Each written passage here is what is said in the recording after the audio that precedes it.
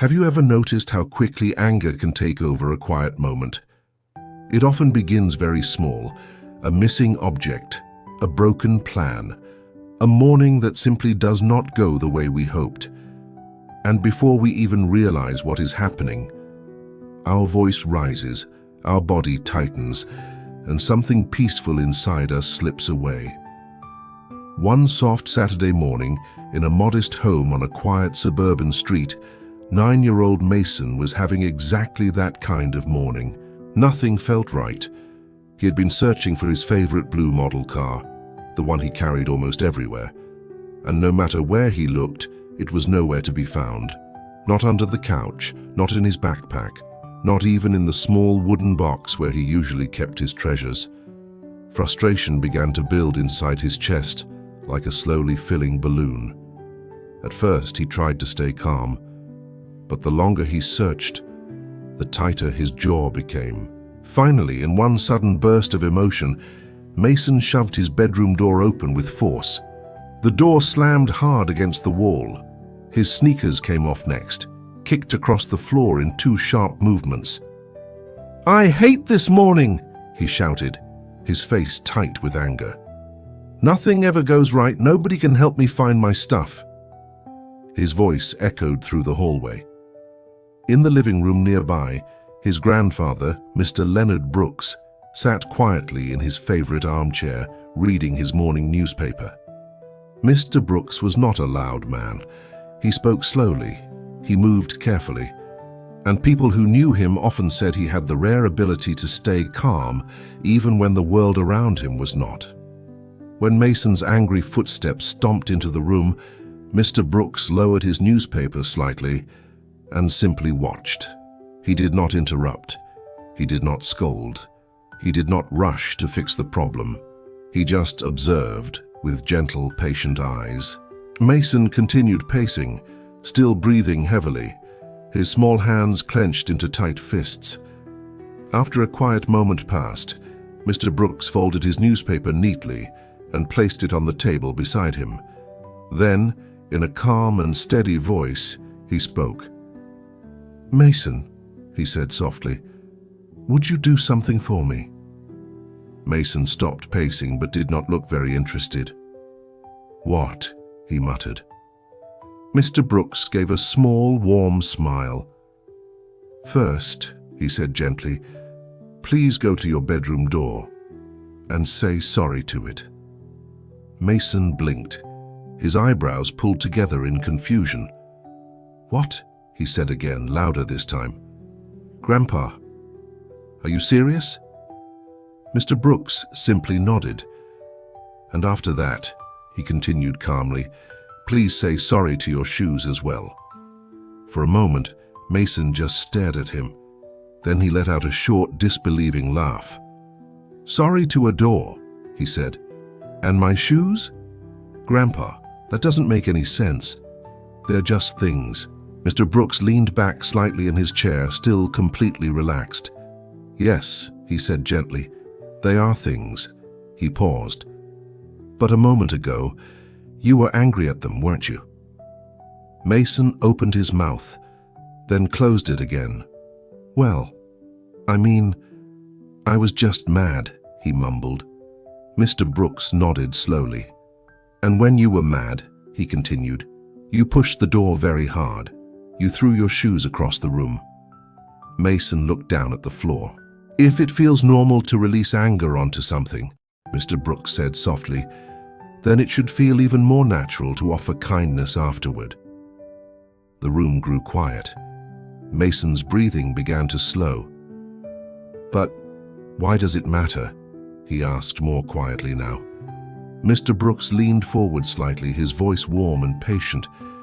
"Because anger creates a connection," he said. Mason looked up. "When you slammed the door," Mr. Brooks continued, "you connected with it through frustration. When you kicked your shoes, you connected through irritation." He paused, letting the words settle. "But connections don't have to be built through anger." Mason's expression began to soften. "They can also be built through care," Mr. Brooks added gently, "through respect, through calm. For the first time that morning, Mason was completely still. The tightness in his shoulders eased just a little. Mr. Brooks gave a small, encouraging nod. "Go ahead," he said kindly. "Just try." Mason hesitated. Part of him still felt embarrassed. Another part of him was starting to understand.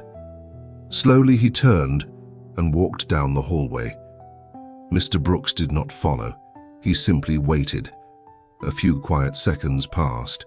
Then, from the hallway, a small voice could be heard. "Sorry, door," Mason said awkwardly. There was a brief pause. "And, sorry, shoes." When Mason returned to the living room, something about his face had changed. The anger was no longer sharp. It had softened, like ice beginning to melt. Mr. Brooks opened his arms gently, and Mason stepped forward into a warm, steady hug. "You did something very strong just now," Mr. Brooks said quietly. Mason looked up. "I did?" Mr. Brooks smiled. "Yes," he said. "Because real strength is not about how loud we can get when we're upset." He rested a gentle hand on Mason's shoulder. "It is about how quickly we can return to calm." Mason thought about that. The house felt different now. Quieter. Softer. After a moment, Mason asked, "Grandpa, does getting angry always make things worse?" Mr. Brooks gave a thoughtful breath. "Feeling anger is human," he said kindly. "Everyone feels it sometimes." He paused. "But what we choose to do next, that is where character begins to show." Mason listened carefully. "There is already so much anger in the world," Mr. Brooks continued gently. "So many people answering frustration with more frustration." He shook his head slowly. "But fire does not go out with more fire." Mason's eyes focused. "It goes out with water," Mr. Brooks said softly. The words hung peacefully in the air. "And in the same way," he continued, "anger rarely disappears when we feed it with more anger." He gave Mason a reassuring smile.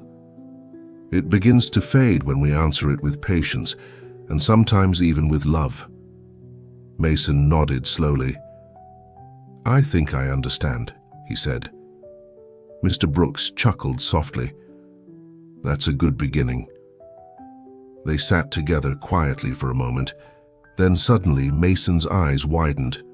"Wait," he said, jumping up. He hurried back toward his bedroom. A few seconds later, his voice called out from down the hall. "I found it!" He came running back into the living room, holding the small blue model car in his hand. "It was under my pillow the whole time," he said sheepishly. Mr. Brooks smiled but did not look surprised. Mason glanced down at the toy, then back at his grandfather. "I guess that getting mad didn't help at all," he admitted. Mr. Brooks shook his head gently. "Anger rarely helps us see clearly," he said. Mason sat beside him, much calmer now. After a thoughtful pause, he said quietly, "Grandpa, I'm going to try to remember this." Mr. Brooks placed a gentle hand over his. "That is all anyone can do," he said warmly. "Just keep practicing." The morning sunlight slowly filled the room, soft and golden. And in that quiet house, something small but important had shifted. Because sometimes, the biggest lessons in life do not come from loud moments. They come from quiet understanding. It is okay to feel angry. It is okay to feel frustrated. But the way we respond in the next moment, that is what truly shapes who we become. If this gentle story brought a little calm to your heart today, please take a moment to like, share, and subscribe so more people can discover the quiet power of choosing peace. Thank you for spending these moments here. Wishing you a calm mind, a patient heart, and many peaceful days ahead.